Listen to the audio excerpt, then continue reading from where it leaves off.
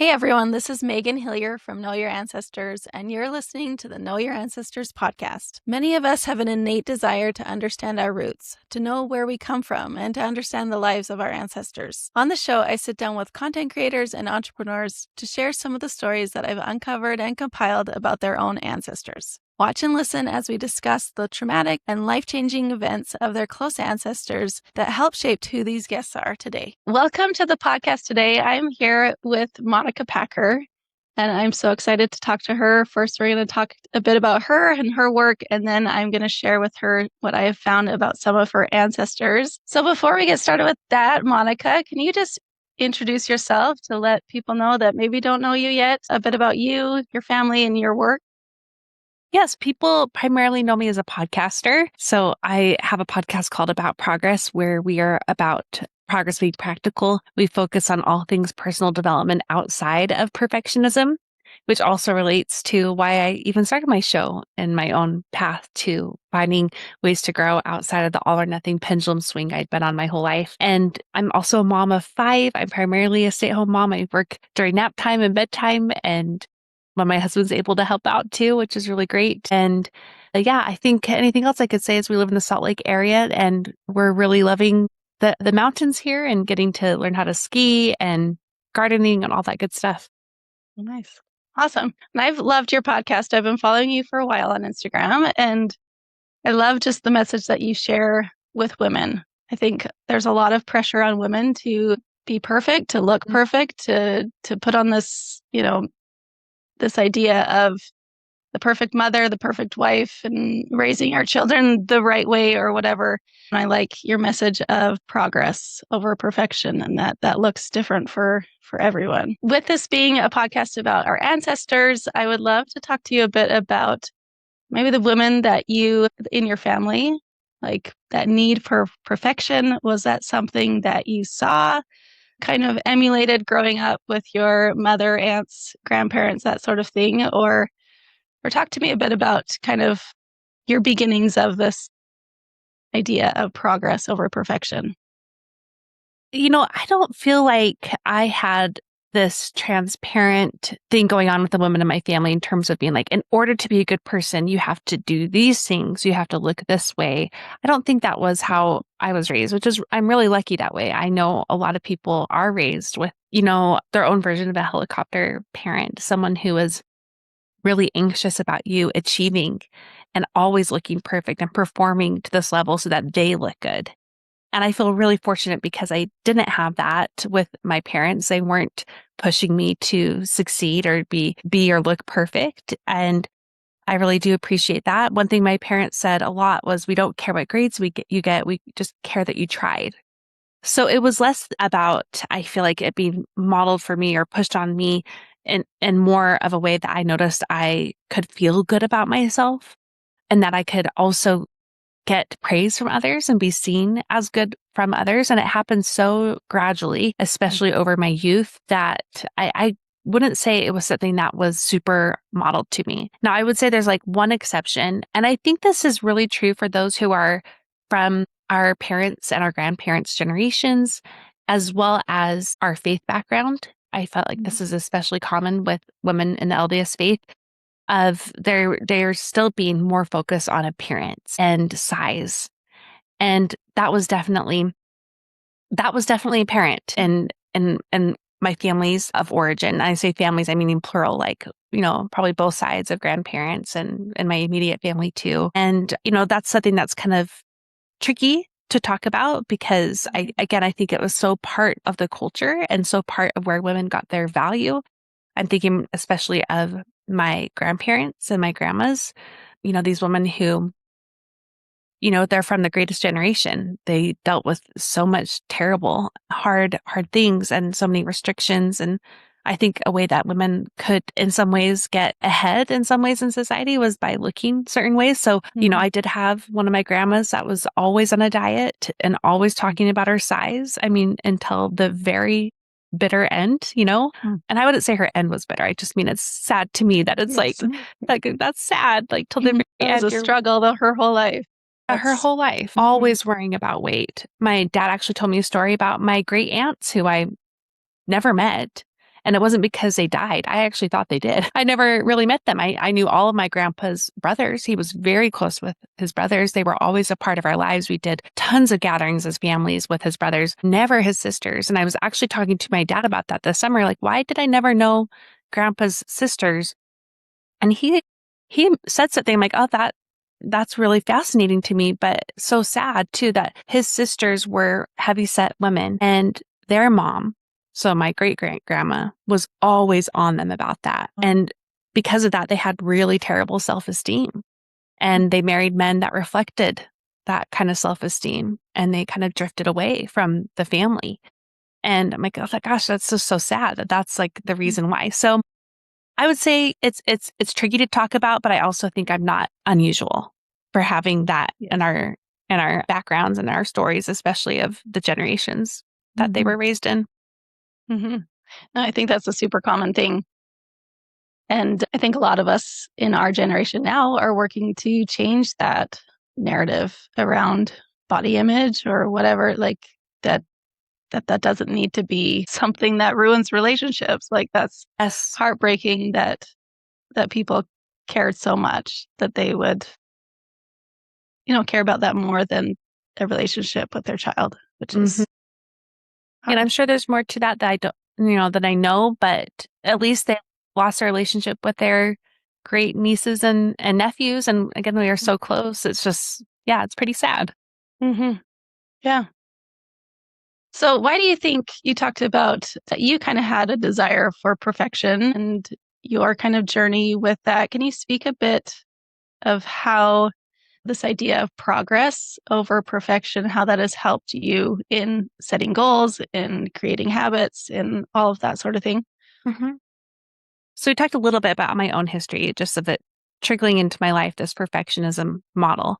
I feel like it really took hold of my life, especially in my late teens and early adulthood years, especially college. It started more appearance based about, wanting to look really good. And then it became like about grades and extracurricular and also like my uber righteousness and all Mhm. that. And I really crashed and burned as a young adult. I almost lost my life to perfectionism. And I really mean that. That's not hyperbole. I faced multiple eating disorders and with them, very significant and dangerous mental health issues, including suicidal ideation. And in working on my recovery from the eating disorders, I kind of went to this other form of perfectionism that people don't even think is perfectionism. And that's the underachieving kind, where I stayed stuck in the nothing side of that pendulum swing. I had done all so well for so long until I paid the price that I could no longer pay. So I went to the nothing side. And 10 years later, I found I was still paying a price. And the results pretty much looked the same. I was unfulfilled. I was anxious. I was depressed. I was also like angry. And I'm not really an angry person. I mean, I wouldn't say that was an innate part of my personality, but it really forced me to take a look at my relationship with myself and how I base my identity off of my outcomes, whether they are there and they're really good or they're not at all. And that no matter what, I was still on a hamster wheel of trying to figure out who I was outside of those outcomes. And I kind of had this light bulb moment where I realized that all or nothing cycle was not getting me anywhere. It was actually hurting more than helping. And instead, I wanted to learn how to do something to try to grow outside of perfectionism, to even see if it was possible. And I mean, to fast forward many years, it's turned into quite a long experiment. I think we're now into almost 8.5 years of this experiment. I can say with full confidence that not only do you grow when you choose to do something, not all or nothing, when you choose to believe that small wins build over time, when you lean into the process of messy growth, not only do you grow exponentially more than when you're on either side of that all or nothing model. And I feel that I have. And, I think that desire for perfectionism started with good intentions. I've always wanted to better myself. I often joke with my husband, like, I'm like Alexander Hamilton, I'm never satisfied. And I think that can be for good or for worse. It Mhm. can turn into a bad side. I have to always watch that with myself and my husband and my kids. Like, where am I putting the line? But that desire to grow has always been there. So it's been more about how to do so in ways that I feel like I am in alignment with who I am, regardless of my outcomes. That failure is part of the plan. It's not something to try to skip over or hustle away from or avoid altogether. And so it's changed every part of my life, really. Mhm. I love that you talked about that you kind of swung to the other side of doing nothing. And I see that there's been times in my life where it feels safer to like just not Yeah, try. Like, it and does. how that is a form of perfectionism because if you don't try, there's no failure, That's right? right. There's no imperfection, I guess. It's just a lack of anything. And I can see in my own life sometimes that black and white, like, well, I'm going to try this thing, but if I don't do it perfect, then it's like, well, I'll just Yeah. give up. I'm just not going to do that anymore. So I Mm-hmm. love that you talk about that. And I know that you are actually, when this podcast comes out, which is just next week, you are enrolling for your Sticky Habits Intensive, where you talk all about this sort of thing, about how to create habits that stick, that are not all or nothing. And so if anyone's interested in that, we'll share information about that at the end. But I just love that message. And I Thanks. think that it gets kind of glossed over. I think it's not a sexy thing, right? It's not like in 30 days, your life will be transformed if you Yeah. stick to this method, like it's not a flashy thing, but that's how true progress happens. So You I know, love that. you're hitting on something that I literally just wrote some copy for marketing next week about that. No. Like how like what I sell is not very sellable. Mhm. It's not in your words sexy. It's not like here is 100% black and white certainty, a step-by-step Mhm. program that you follow and then you're done. Right. And I think I really believe people who sell those things are lying. They Yeah. really, it may work for some time, but there's always a price being Yeah. paid. So anyway, Yeah. that's a whole larger conversation to Yeah. have, but Yeah. that's a sticking point I have with the personal development world of how much Yeah. it thrives in prescriptions and certainty. And I Mhm. and I feel like instead of women trying to seek out prescriptions, they need to learn how to make their own. And that's harder to sell, but it's something It's that I real. feel Yeah. yeah, I feel like Yeah. I can have integrity behind Right. helping them do Yeah. Well, I love that. And I think when we do look at our ancestors' life, especially women, they were made to be small. Like that. they did not have a voice. They Yes. weren't able to change the world. There was a select few that, brought about change, but the majority of the women in history have just been silent and been unable to speak their voice. And so I think I'm getting emotional already. Okay. I think seeing you, I'm sure you have women in your family tree, your ancestors that are so proud of what you're doing and the work that you're doing for women. So Thank you. anyway, I try. normally I save the I tears for the so end, but hope here we so. I go. so hope so. Yeah, I think it's powerful stuff. All right. Well, with that, I think we'll get started sharing about what I put together about your I'm ancestors so here. excited. Yeah. When we talked, you said that you wanted to learn about a specific, well, there was a couple people that you told me about, but I kind of focused in on your second great grandmother, Lucy Rose Ehmann. I don't even know how to say her last name. Do you know how to say that? I don't either. I don't Okay. either. I'm like, it's Ehmann. So Amen? Amen? I I'm not yes, even I sure. don't even know. I don't Let's even just know. go with Amen. Okay. Let's Sounds do good. that. Okay. So I'm just going to share my screen here and then we'll get started. All right. See This is that there? my dad's mother's side. Yes. So Yeah. Okay. yes, your dad's mother's side. Yes. Mhm. So this is Lucy Rose Iman here. This is this girl here. She was born in March 1886 in Illinois. And this is her brother Charles. And this is probably about when she was 5 or 6 years old. I just love this picture of her. Not many people have that old of pictures of Yeah. their family. So she was the oldest child born to Gustav and Rosina Iman. Here's her with a couple of her younger siblings again. And Gustav and Rosina, they both immigrated to the US from Germany sometime in the early 1880s. I think they came separately because they married here in the United States and they resided in Wheatland, Will County, Illinois at the time of their marriage. So it's just kind of a suburb almost of Chicago there. Not sure what it was like when they immigrated there in the 1880s, but it's probably a small farming community. And here they are, Gustav and Rosina. According to census records, their daughter Lucy was born in March 1886, 3 months before they were married. But I wasn't able to verify her birth record, but they were married according to census, then 3 months after she was born. So Gustav was 25 years old and a farmer, and Rosina was 20 years old when they were married. So you can see here's Gustav Ehmann. He's a farmer, 25 years old, and it says where he was from not sure how to say that, Breddock, Woonberg. Looks, not going to try to. Yeah, I don't know. That's definitely German. But they are both from the same, maybe that's a county, Woonberg. I'm not sure. Okay. So they might have known each other beforehand. I'm not sure. But they had immigrated like probably, it kind of varied on censuses. It said like 1884, 1885. So just like a year or two before they were married. But there's their marriage record. That's really cool to see that. Yeah. So then Gustav and Rosina had 4 children. So Lucy was the oldest, then Charles and Amelia. They were all born when they were living in Illinois up here.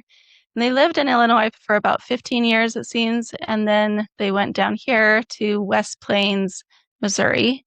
And they had a son, Walter, was born there. In Family Search, someone had written that they attempted to homestead there, but the land was not favorable.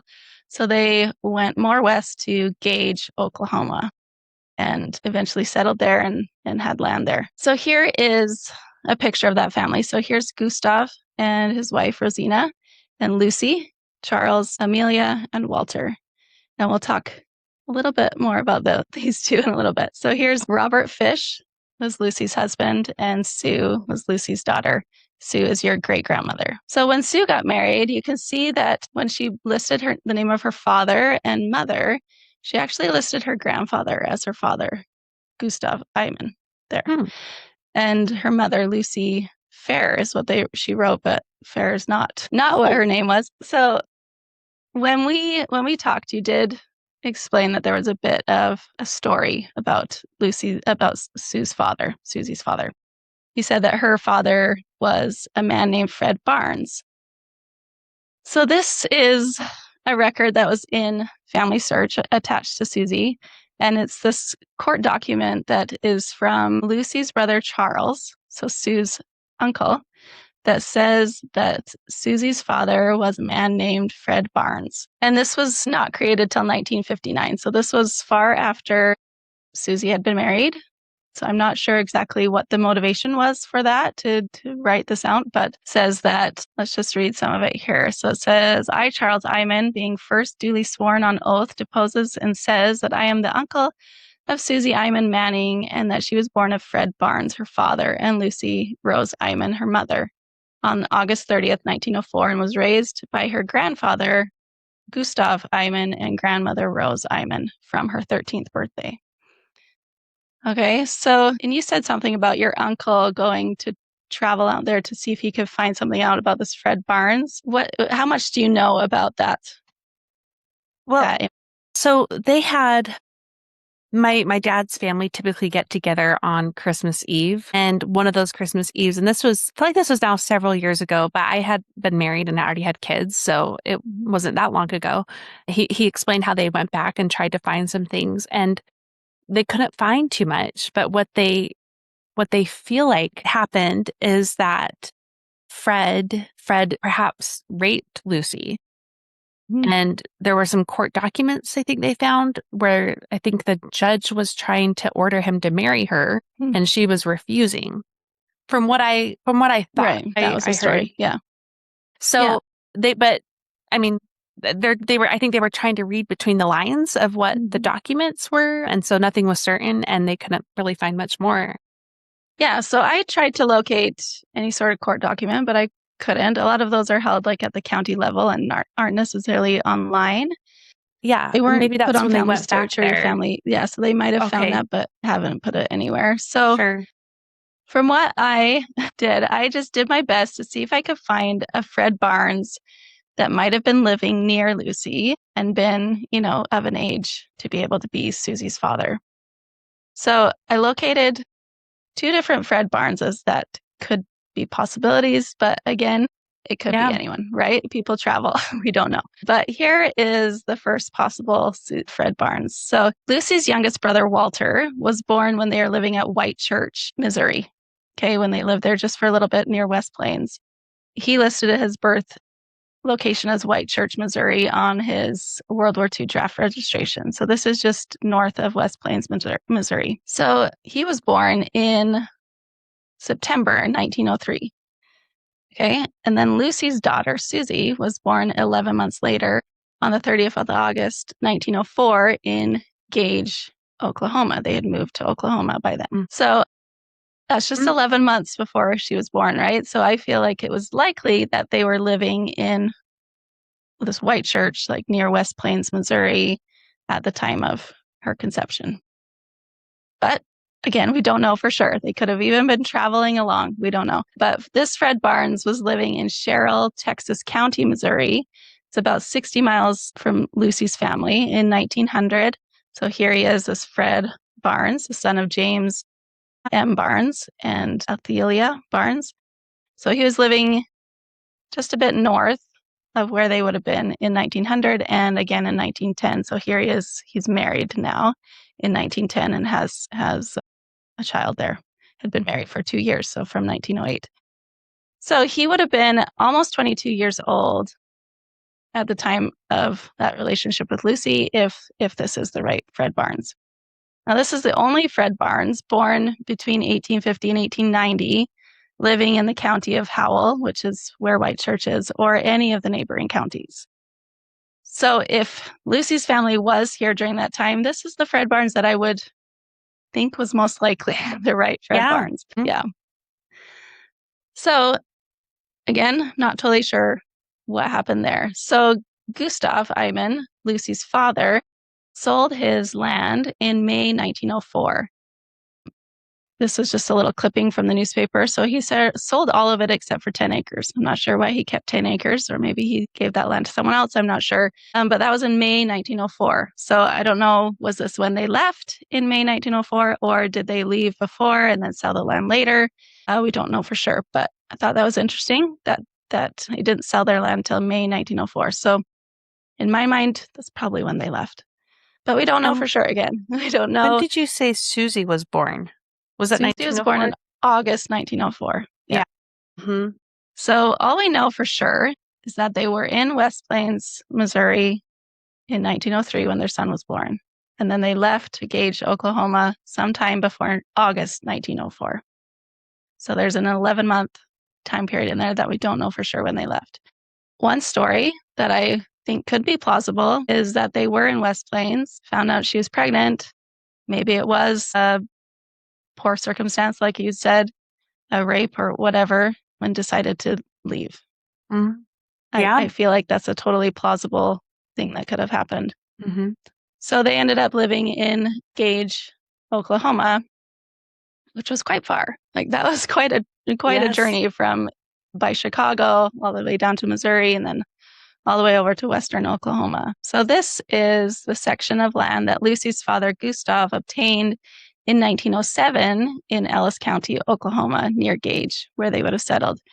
So he could have been living here for years before that land patent was approved. Normally it didn't, it took a couple of years of them living there before they would obtain it, but he had 160 acres here total. You can see that there's still a couple houses on that land. I'm not sure if those would have been the original ones that they would have lived in. But then Lucy's daughter, Susie, was born again in August 1904 in Gage, Ellis County. So they came here sometime between that September 1903 and August 1904. So here near Gage, there's another possible Fred Barnes. Again, I think it's pretty unlikely that they would have gotten all the way over to Gage within the 2 months after their youngest son was born, but it's possible. But here's a family with a son named James F. Barnes, who I found to be James Frederick Barnes, living near Lucy's parents in the 1910 census. So that's on page 14 of 17, near Gage, Oklahoma. And then parents were listed on the next page, on page 15. So this Barnes family was living very close to Gustav and Rosina's family. By this time in 1910, Lucy was married, but this family could have been living near them for years. We don't know. Yeah. So Okay. again, this is the only Fred Barnes that lived near this family in 1910 in that county that would have been the same age. So we don't know for sure who that Fred Barnes is. So here's that family of that second Fred Barnes. Here's James and William and Sarah Barnes. And then their son James Frederick would have been one of these oldest four. I'm not sure which one. But if you want to know which of these Fred Barnes it is, if it was even either of these, it would be great to get DNA, like an ancestry DNA test done. And then if you matched with any of the descendants of these Fred Barneses, that would show that, yes, this is the right Fred Barnes, right? But again, that's a research job for another time. Sure. No. And you might want to explore that if that's something that's important to you. But what do you think about these two possibilities? I think they seem very likely. I'm so impressed by your detective work. It's really something. I feel like I would need to just talk to my uncle to say, like, tell me more about that trial and what county you were in, and maybe that would help, Yeah.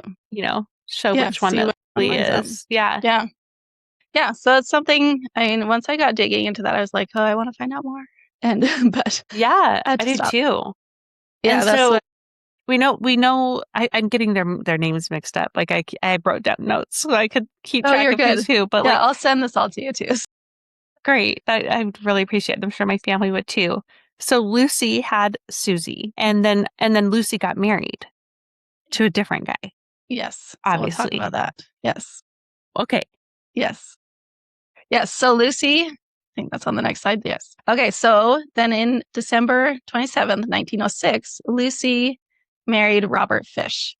So you can see she was only 20 years old and he was 31. And Susie, her daughter, would have been about 2 years old by then, almost two and a half. So Okay. here's that same photo. So here's Robert Fish. This is who Lucy married. And then their son Wiley was born in 1910. So this photo was taken sometime between when they got married in 1906 and then 1910. Could have been even at their wedding. I don't know. Does she look like she's two? She looks a little older than two there, but so here's Maybe Susie looks a down little. here. Yeah. So Robert Fish was a farmer. And they were living in the Elmwood Township in Beaver County, Oklahoma in 1910. So if in this census, this is the column that tells if they're married, divorced, or single. And in the 1910 census, it tells you what marriage number it is. So you can see that this is actually Robert's second marriage, the M2 there, and then Lucy's first marriage. On Family Search, we don't have his first marriage there listed. So I tried to find a marriage record quickly, but I couldn't find anything. So that's another research thing if that's something you want to dive into. But he's not Susie's biological father, so I'm not sure how much you care about his first marriage anyways. But I thought it was interesting that he had been married before he was married to Lucy. So by this time in this census, they'd been married for 4 years and had a son together. You can see he's listed as baby unnamed below here, but he was eventually named Wiley. So that's him there. So Susie was 6 years old in this census. So here's land that Robert Fish obtained in Beaver County, Oklahoma. So this is kind of the section. It says that he got lots 1 and 2, and then the east half of the northwest quarter. So this whole quarter section here is the land that he had, which was, it says 155 and 1900ths acres. So pretty much 160 acres. I'm not sure why it wasn't officially 160, but yeah. And then this is where that land would be. So this quarter section up here, but this is the whole section. So this is Oklahoma. So it's just like right in this little part here, just north of the Texas border. So Lucy and Robert would have lived here on this farm, living a typical farm life. And I'm sure it was quite desolate land out there in Oklahoma. And then here in 1918, this is when Lucy died. This is a death notice in the newspaper. This was on her profile on Family Search as well. She died when she was 32 years old. Can you just read this notice, starting with Mrs. R.E. Fish? Yeah, Mrs. R.E. Fish of Elmwood died at her home, 18 miles southwest of Beaver, Friday, September 13th, death being due to a general breakdown. She leaves a husband and 2 children, mother, father, 2 brothers, and 1 sister, besides numerous friends who sympathize with the bereaved. Wonder what that means. I know. Me too. I wonder, does that mean, did she die by suicide or? Right. I'm not sure. And Yeah. that's what I wanted to find out. Unfortunately, Oklahoma Vital Records, I even tried to order it. Wow. You have to, I think you could order it because I think you have Mm. to be a relative, and it's on vitalcheck.com. So I found the index of it. So it does have record that she did die, Lucy Fish in Beaver County on September 14th, 1918. I even like went through to order it, but then I had to like submit my identification. And so I think you do have Yeah. to be a relative for some reason. Got it. So you could look into ordering that if you Yeah. wanted to see. I'm not even sure if a death record, like if it's a death certificate or a death registration. I'm not super familiar with Oklahoma records. And so if it's a registration, it might list the cause of death. But if it's just like a death certificate, it might not even give any information. And it was like $30. So I'm not sure No, you don't need if to do that, any of that. well, no, yeah, And I I was bet someone going may to, but then even I'm know like, oh, that, it's not. Like, I wonder if that's, as you grow up, like they may know family stories that they don't really tell you. Like when my Exactly. uncle Right. told about Fred Barnes, he didn't tell us the rape part. That was just more something like we talked amongst ourselves as adults about, like, because, Right. there's lots of kids in the room. So Yeah. maybe Yeah. they know. Yes. Yeah. No, that's something worth asking. Mm-hmm. Yeah. So she passed away in 1918. I thought it was interesting. Here is her husband's World War I draft registration card. And there's a couple interesting things. So first of all, his birthday was September 13th, and Lucy died the day after his birthday on September 14th. Hmm. And then this date of registration for his draft registration is September 12th, 1918. So this is just 2 days before his wife's death. I'm not sure if that's related at all. I don't know if he's away. I don't know. But I just thought that was especially curious, especially because on that newspaper notice, it said that she died on the 13th. So I was like, oh, that's like her husband's birthday. But then on the death index, it says the 14th. So I'm not sure which one's right. But Yeah. anyways, so here's Susie, a picture of Susie and her half brother, Wiley. Susie would have been 14 years old when her mother passed away, and Wiley would have been 8 years old when his mother passed away. I'm not sure if you can read this. This is a memory that was added to her profile on Family Search. Do you think you Yes. could read that paragraph? Yes. And sorry for all my papers. I'm trying to You're fine. I will take send this notes. all I'm to like, us. gosh, I have to keep track of this all. Okay. All right. So, okay, this is my uncle who has been trying to Oh, figure okay. out a lot of this stuff out. So, Okay. great grandma Lucy lived a short yet difficult life. Though we know a few details, my grandmother, Sue, was born out of wedlock, father reportedly Fred Barnes. Grandma Manning never liked the way her stepfather, Robert E. Fish, treated her mother. And I was going to say that's something like I did know that too. When great grandma Lucy died at the young age of 32, my 14-year-old grandma went to live with her grandma and grandpa Eyman in Texas. Okay. Yeah. So learning all about this about Lucy and about Susie, what do you think Susie's childhood might have been like? Oh, not good. Yeah. It sounds pretty traumatic, honestly. They talked about how my grandma, so Sue's daughter, my dad's mom, she was the only child, but her parents were just like, I guess maybe other generation, but they would go dancing for hours and hours, and my grandma would just be in a car, outside playing and by herself in the car, and so she had a really different childhood. I wouldn't say like abusive or anything, but it's like she was raised by parents who didn't really have much of a childhood themselves. Right. So they just Maybe didn't know how. they just didn't know. Like, yeah. So that would make sense. Like, that's what Lucy probably did not have a good childhood, Yeah. And I'm sure losing her mother when she's 14, Mm-hmm. feeling maybe unwanted by her stepfather. Like, Yeah. And maybe there's some connection about how her stepfather treated her mom that led to her breakdown and death. Yeah. Yeah. Yeah. A lot of things that I wish I knew what happened, Yeah. So like that paragraph said, by 1920, Susie was living with her grandparents. So here's the 1920 census, Gustav Eyman and Rose and Charles. So Lucy's brother, Charles, was living there, and her sister, Amelia, was living there, and Walter. So her 3 siblings were still living with their parents. Wow. Mm-hmm. And then here's Susie is listed as niece, but we know that that's not right. She was, their granddaughter. Their granddaughter. They lived in Roberts County, Texas. Also in the household is Charles, and he's listed as divorced. So I thought that was interesting. And this is that same Charles that then later wrote that document saying that Fred Barnes was Susie's father. So Roberts County, Texas was close to the border with Beaver County, Oklahoma, where Lucy and Robert Fish lived. So it's just across the border to Texas. I'm not sure exactly how far apart their farms would have been, but Susie didn't have to move too far to live with her grandparents after her mother's death. And then here's Susie's obituary. So it kind of just gives a good summary of her life to show how she ended up in Utah. This is the marriage photo of Susie and her husband, Frederick Alpha Manning. Susie was 23 when they got married, and Frederick was 25. But here on this obituary, I'll just read some of it. So Susie Ehmann Manning, 97, beloved mother and grandfather, passed away September 2001 in Tremonton. This is in Utah. Says that she was born August 30th, 1904 in Gageville, Oklahoma, and after the death of her mother, she moved to Miami, Texas, where she lived with her grandparents. At the age of 18, the family relocated to Tremonton, where she was employed in the family business. And on December 6, 1927, she married her sweetheart, Frederick Alfred Manning, in Brigham City.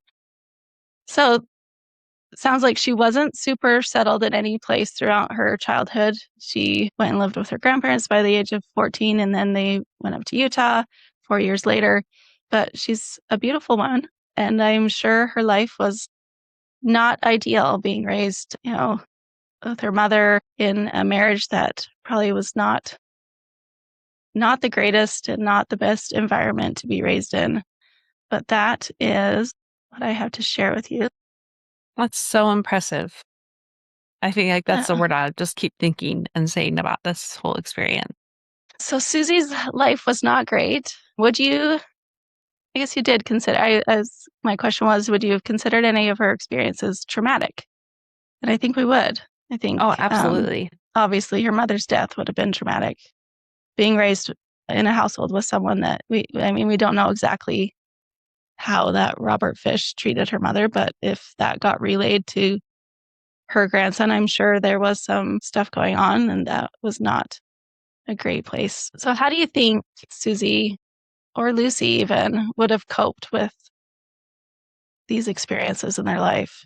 How do you think that would have affected kind of their relationships or how they dealt with people or things like that? I just think it would have been all encompassing. I don't know how it could be anything, but especially when, there's such a story there. Like if Lucy had indeed conceived her child, by rape, but still refused to marry that man, she had a will. And I wonder how that gradually got trampled on or distinguished over time. I'm sure she lived in a lot of, trauma, of course, but even fear. And then if the man she trusted after was not trustworthy and didn't treat her well, I can just see how that will to assert herself and to fight could just be just slowly dismantled year by year. And so I was thinking like, that's 12 years she was married to him. That had to have been an awful 12 years. Like, yeah. So I feel like how would she, I think, how would she have coped with it? It seems like she didn't, but I also think like what other choice did she have? She didn't have another choice. She tried to assert her choice in another way. And, maybe that led to a lot of just practical struggles of being able to like feed and care for her child. And maybe that made her want to get married with someone, so it seems like she didn't have much of a choice. So I really sympathize with whatever happened, however she died. And I'm wanting to call my uncle next and find out more about what that means, the breakdown. Right. And then, my grandma, I wasn't super close with my great grandma, but I know my grandma and my grandpa took really good care of her. And she lived in a tiny house down the street, but it was full of really nice things. And we were watching some videos of her and my great grandpa, and it just seemed like they had a really teasing, fun relationship. So I'm sure Sue struggled to know how to mother well because it seems like she probably didn't have that kind of involved mom. Yeah. But it seems like she did the best she could too. I mean, she did well enough that her daughter took really good care of her as she was Yeah. aging. So it probably wasn't all that bad. It was probably like, oh, wait, Yeah. maybe I shouldn't leave a child in a car for hours at a Yeah. time. But maybe I'm still a really good mom. I don't Yeah. know. Yeah. Well, cool.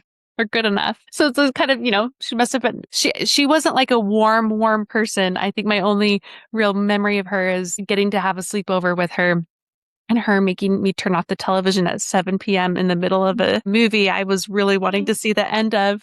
And then she's getting us set up in her bed. And I ended up having to call my grandma, her daughter, because I knew my great grandma was going to die while I was sleeping in the bed with her. Oh, no. And she just wasn't a very warm person. Yes. But Oh, I know other interesting. siblings were closer to her and they probably connected with her personality of kind of just being I don't know, she was always cute with the little kids, but she was pretty by the book about some things. So, and like bedtime.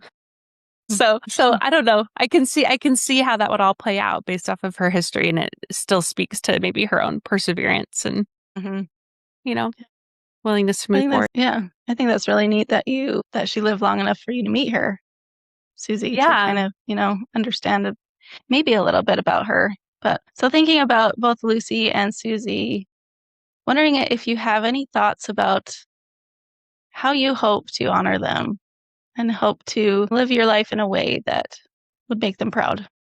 Mm-hmm.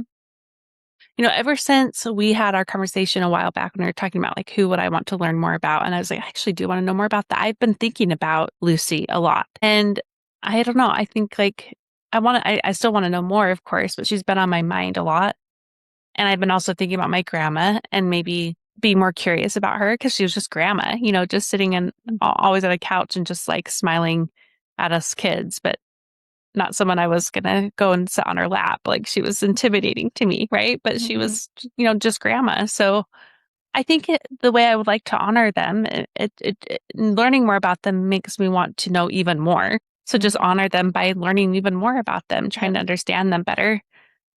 Also, it makes me want to do things a little differently, like maybe write in my journal more so my kids don't have to try to fill in the gaps all the time.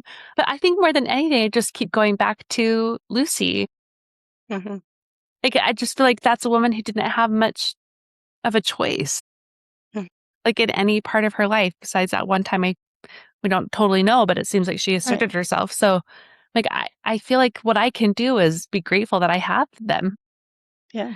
and use my choices wisely. And also, kind of goes back to what you're saying about women being so small. That's connecting. So, I feel like, okay, this is just not going to be a long diatribe here, but one of the insecurities I've had my whole life is feeling like people want me to shut up, to like just sit down, shut up, be quiet. We don't want to hear from you. Be small. And I've got that messaging a lot. And even from people who like don't like my intro to the podcast, who have weird criticisms of things Yeah. like that. Or when you say something about what you think, or, you get that message. And it seems like the world pushes against you that way. Like you can't succeed. You're just like this person, like this woman, like you don't get to succeed. Not you, everyone else, not you. Anyway, it makes me think like put on your pioneer panties, Monica, and just keep speaking up Yeah. and keep asserting your choices in ways that are so good. Like these are good choices. So keep asserting them and do it in ways that she couldn't. Got chills. Yeah.